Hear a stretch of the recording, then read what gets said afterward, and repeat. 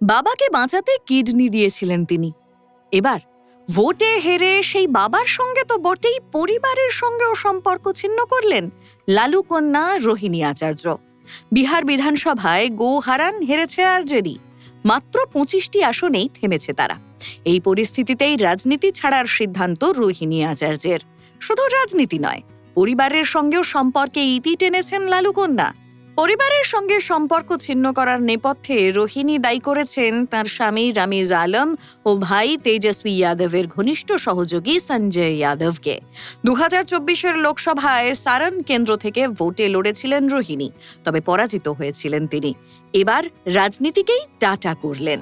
2022 সালে সিঙ্গাপুরের একটি হাসপাতালে কিডনি প্রতিস্থাপন হয় আরজেডি প্রতিষ্ঠাতা লালু প্রসাদের। শোনা গিয়েছিল সে সময় বাবাকে কিডনি দিয়েছিলেন রোহিণী। যদিও এই দাবির সত্যতা নিয়েও আছে প্রশ্ন, তবে ওয়াকিবহাল মহলের ধারণা এটা হঠাৎ করে নয়।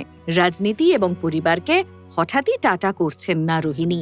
সম্পর্কে ঘুণ ধরেছিল আগে থেকেই। বাবা লালু প্রসাদ, ভাই তেজস্বী যাদব সহ দলের এক্স হ্যান্ডেলকে আনফলো করে দেন লালু কন্যা।